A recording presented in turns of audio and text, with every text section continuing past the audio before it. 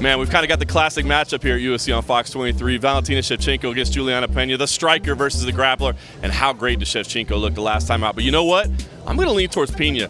Her grappling is incredible. Her ferociousness, her tenacity as she goes after things. It's not that she shoots in and backs away. She stays on it and just moves and switches and pushes from position to position. I think that's going to prove to be too much for a little bit smaller Shevchenko as well. So give me Pena fighting for the title later this year.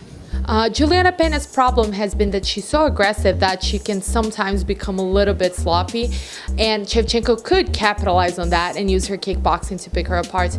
But I just don't know. I have a feeling that's not going to happen. I think Julianna Pena is going to come in with the right strategy. She's going to be able to out-wrestle Shevchenko and possibly do what she's been saying that she wants to do and submit Shevchenko.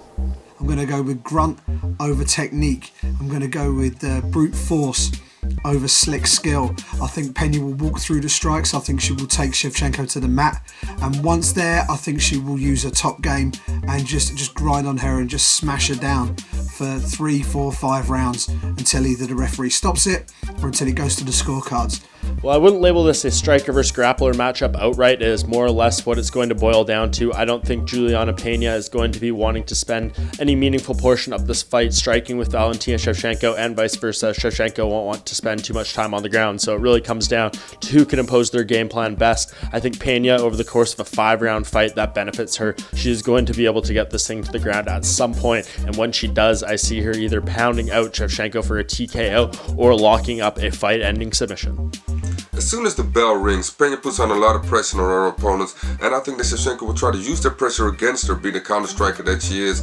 Because whenever she will close the distance, I think that Shevchenko will be there with a jab or an elbow or a punch, or just get out of the way with a footwork. So if this fight will go to the ground, I give it to Pena, but I think that Shevchenko will win this fight, but you will win it by decision. I think we're in the era of mixed martial arts across the board, really, to be honest with you, that the strikers are really getting the advantage. They've copped on. The takedown defense is at such a high level now. So I'm going to look for Valentina Shevchenko to get a decision victory here. I think it'll be a very close fight. Julianna's going to need to take her to the ground if she's going to get the victory, but I do foresee Valentina Shevchenko using that wonderful kickboxing style and stance to get the job done on Saturday night.